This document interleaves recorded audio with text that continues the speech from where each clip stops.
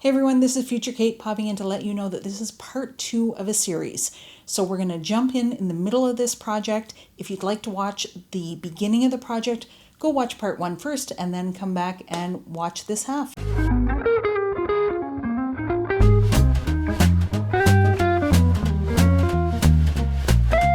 Time has no meaning anymore. Okay, yesterday was a big day. We got the feet, I think, finished. They're a little on the thick side, but I think I'm okay with that because that feels like they'll be stronger. This is ready to be turned over. Yesterday, I realized that the pot is actually 15 inches at the top. I don't have anything that's 15 inches. I don't have a bat that's 15 inches wide. This hefty cutting board is the only thing I could find that was wide enough to put this onto. So that creates a couple of problems. Number one, this is my wedging board. So once it's on here, what am I going to do for wedging clay? Anyway, that's tomorrow's problem. And the other one is that putting this on top of this, it's too heavy to be able to turn over with any amount of control. Last night, I realized that probably what I can do is lift it up off of this and then just turn it over and put it on here. Look, if this goes horribly wrong, it's not going to go horribly wrong. It's going to work. It's going to work, right? Okay.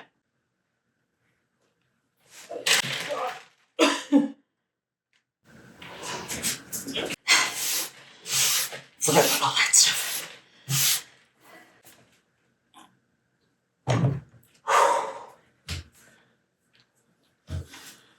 Okay, I think it's all right. Now we have 3 legs. But again, they're heavy. And they do not look great inside. Before I do any refining of this, let's just have a look. See what we think. I think I want them kind of on the inside tilting out. I think that'll be cute. Somehow I need a consistent angle.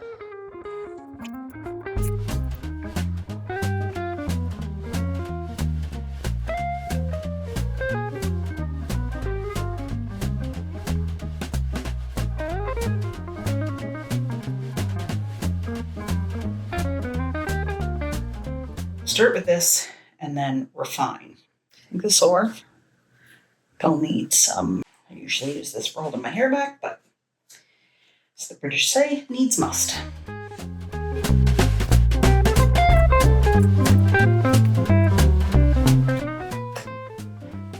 That's pretty thick.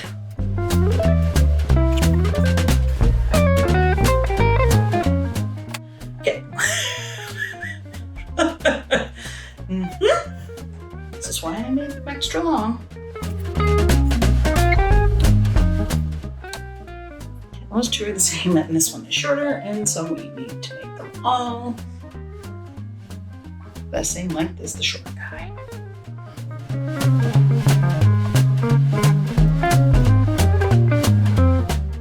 Yeah, okay. The other thing that I've just now realized is that I have no clay to use to put coils around this. Well, I don't think about that problem. My idea for watering this was that I was going to be able to put a dish underneath. So I think these actually should go. But that just doesn't look good. Look cuter, I think, if they were all in the middle like that. So do we just resign ourselves to putting it on a dish?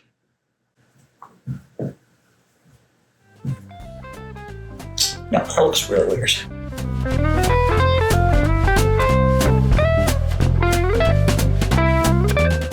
I think if they were just little stubby legs, it might be okay. I think it's a proportion thing. So this is now 12 inches, and these are 4 inches. So they're 1/3 of the height.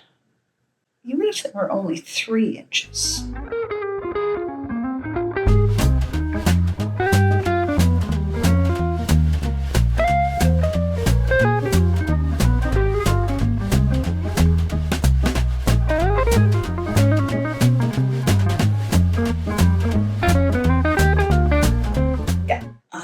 looks better. These are all going to be leveled off because obviously they're tilted right now, so I'm not going to worry too much about the specific height of these. I'm not going to do much to this. The sides are thicker than the bottom, so I do have some space to refine a little bit.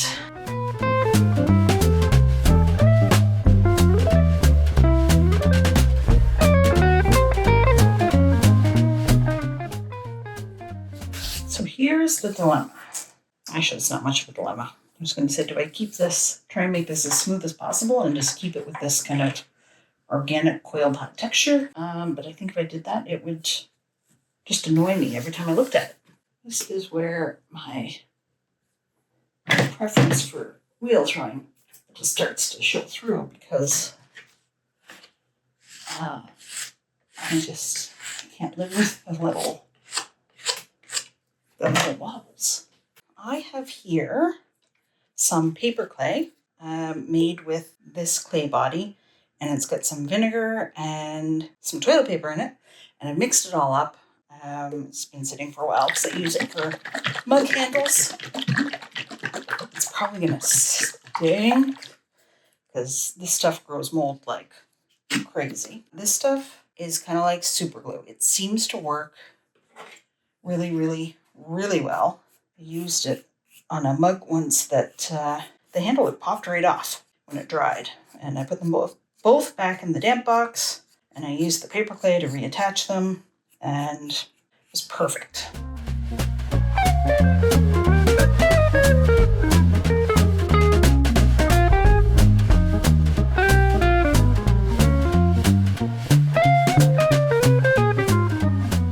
I'm reluctant to press too hard because the bottom is a little damper than the rest of it. It's kind of caving in already, which is not great.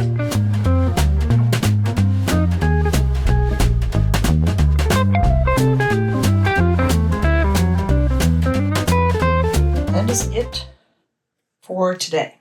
So what's going to happen next is I'm going to cover this up in plastic, probably spray it down with water first, and I'm going to leave it like that for a while because it's going to give the moisture time to equalize between the legs and this, and let this all set up and gel together. So we'll see you in a few days. Today's the day we are going to finish this so that I can set it aside and let it dry and start doing other things in my studio.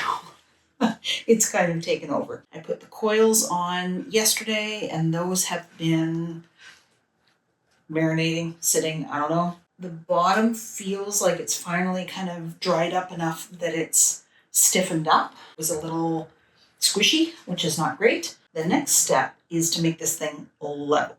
And that's going to be interesting because I think the top of it is not level. Use a stick. And again, my handy shim tools level dot. It's a level and a trimming spinner. And I have this because, as you can see, I hope you can see, the middle of this has fallen down a little bit. So if I just put this in the middle, it's not going to give me a good idea of whether it's a level. And the reason that I'm doing this is the top isn't level right now, but I can make it level once I'm able to flip it upside down. But for cutting the feet, I want to make sure that this part is level. Otherwise, it's just gonna be like this when it's done.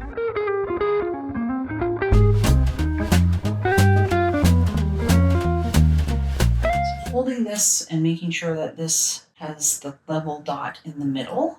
Trying to keep it as close to the top of the foot as I can.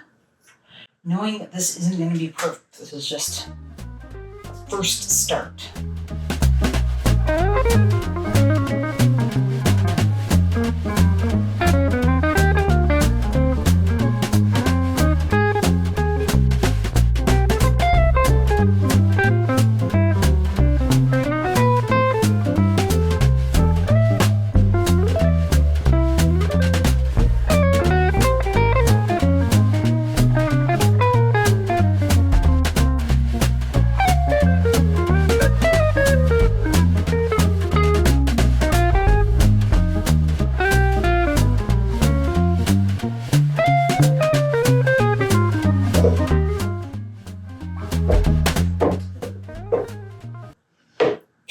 that's pretty close.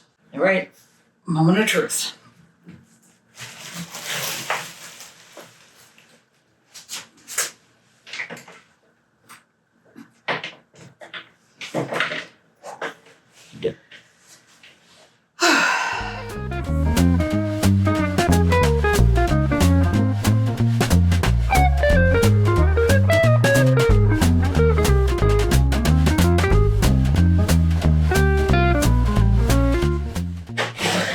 Is just kind of a way to make sure the bottom is level.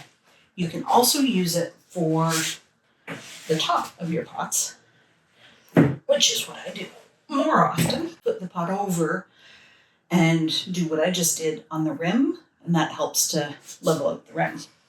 This is going to stay right here to dry. I don't have a shelf that's big enough to hold it. So I'm going to leave it here. I think I'm going to leave it upright for a while. And then maybe after a bit, I'll flip it over and let it dry so that the air can get at the inside of the feet. I'm going to cover it while it's drying so that it dries slowly in the hopes of avoiding any cracks. And then I will see you again when it's time to put it in for the bisque. All right, it's D-Day. K-Day? Kiln Day? F-Day? Firing Day? Or some other F things, probably. I gotta get that monster into my kiln. Now, it will fit. It is 15 inches wide at its widest, so not a problem. That gets it in here with space for the thermocouple. It's all fine. But she's heavy. She's really heavy. I really should have trimmed more out of the feet. Anyway, I didn't, and that moment has passed, and so here we are. What I failed to consider is that because it's so heavy, I can't just, I'm not gonna be able to hold it with my two hands, I don't think, and put it in. And there is not enough space for me to have my arms in here, which are not exactly willowy, along with the pot. There's not enough width for that. So, I don't know. I'll figure it out. I feel like this is going to end badly. I don't know how much this thing weighs, but the only way I can get it in this way would be to I would have to kind of pinch it like this. I can lift it like that, but I need more leverage. Do we think if I turn it upside down and hold it by the legs, it'll be okay? Oh, that feels like a really bad idea. I'm taking this off because I feel like it's going to get in the way and fall and it'll be bad. So no more commentary. Okay, no.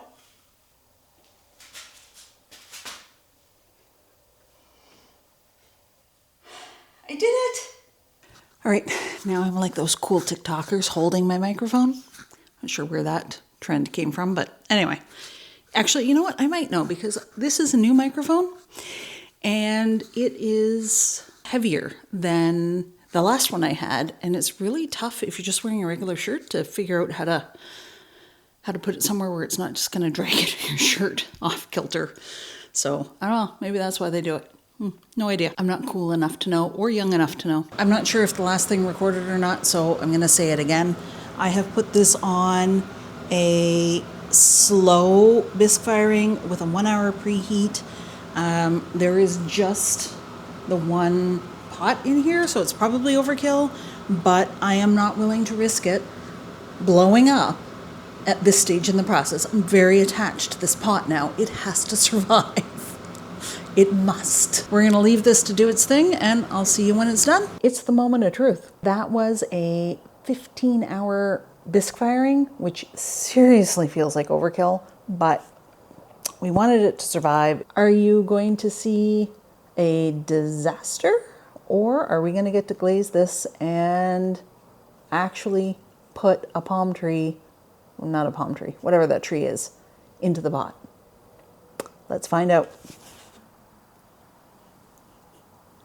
I think it survived. Oh, it's not that much lighter. I'll tell you that.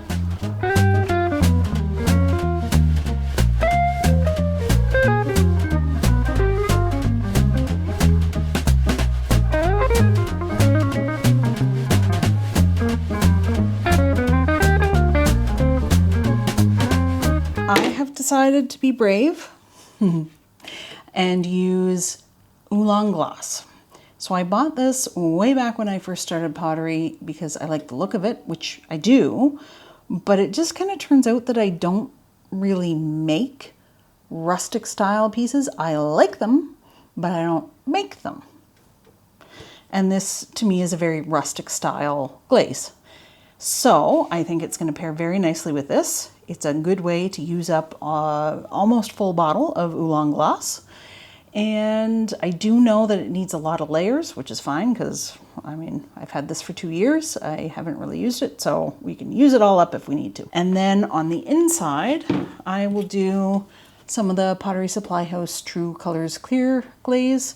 It's a good, inexpensive clear glaze. It dries to a really nice, I don't even know if this makes sense, but it feels like a hard glaze. Like when you get it out of the kiln, it feels durable. I don't know if that even makes sense, but anyway, we'll do that on the inside. The trick is going to be where to finish around the bottom. I have the largest fan brush I own to hopefully make this not take absolutely forever.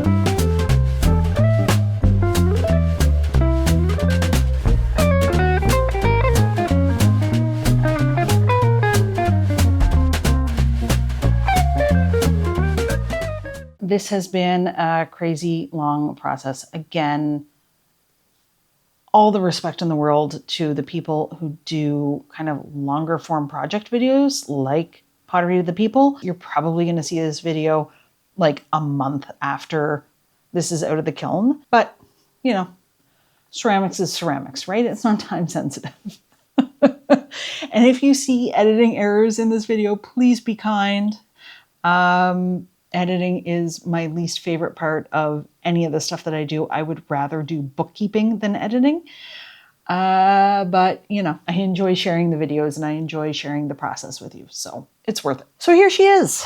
When it came out of the Bisque fire, one of these feet was really off kilter.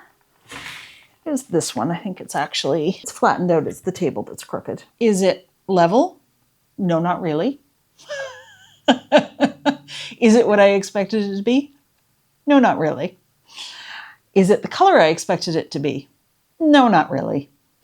But look, this is the beauty of pushing ourselves and trying new things, right? So coil building, not my thing. Haven't done a lot of it. Should I have started with some smaller projects before taking on this beast? Yeah, probably. But here's the fun in that. Look, it's structurally sound. It does have some cracks on the inside. There is a crack right here and another little crack here. Oh, and one there. But none of them go through. I'm actually not concerned about the cracks at all, and I'll tell you why. This thing is a beast. I probably could have made it thinner. I was afraid to because I knew it was going to be holding a lot of soil. And I wanted it to be sturdy. The legs 100% could have been thinner. So if you're doing it yourself, make the legs a little thinner. But because it's so heavy, I think what I will actually do is keep the plant in a plastic planter and put it inside here. Because then when I need to move it, I can take the plant out, move that separately, and then move this guy. The other thing that lets me do, because I have put a hole in the bottom of this, is to actually put possibly like a plastic tray inside so that when I water it, I don't need to worry about putting a little bowl underneath here to catch the water. That way I will be less worried about those cracks and kind of moisture seeping into those over time and causing problems. In terms of the glazing, it turned out much browner than I expected. I knew just from looking online that this is kind of a thing with the Amaco Oolong gloss Shino. That's why I put 5 layers on, but as you can see, still not a lot of the green floating up. So if you're going to use that glaze, I don't know, maybe 6 layers, 7? Or maybe this is as green as it gets on red clay. I don't know. I was hoping for more of the green and less of the brown, but that's all right. What would I do differently if I was doing this again? The feet could definitely be thinner. These guys are very thick, very sturdy, but unnecessarily so. And interestingly, you can see, do you remember how I bought more clay because I ran out? And these coils were the new 500 clay. Very different color in the final result, which is interesting. Anyway, it's on the bottom, so it doesn't matter, but that's, I guess, what happens maybe when you're mixing boxes of clay. I would make it thinner for sure. I would probably use a form of some kind. I have tried this project before and used kind of the template on the outside, and that didn't really help me at all. But I think if you had kind of a form that you could put inside and kind of like build around that, that might help. I don't know. This is a very rustic look. I was hoping for something more smooth, more polished, more kind of like mid-century modern feeling, but that's okay. Sometimes we just get what we get when we're making new things, right? I definitely think using the grogged clay was a solid choice. I can't quite imagine that this would have survived if it was kind of that smooth stoneware. And I would recommend that other people start with smaller coil building projects. However, if you do not have the patience and the interest for that, absolutely no judgment here, because I don't either. Thank you to Mia over at Pottery, to the people for posting her very interesting and unusual projects. I really enjoy watching them, and I enjoyed might be a strong word. It was a very interesting process to try and replicate one of her builds. I certainly did not achieve it with the same level of polish that she did, but she is much more experienced with coil building than I am. So thank you, Mia, for sharing, and for everybody watching, thank you if you made it to the end of this video. If you have questions about anything I've done during the process, just ask me down in the comments. Happy to answer any questions as best I can. Again, not an expert in this kind of ceramics by any stretch of the imagination. I appreciate you all so much.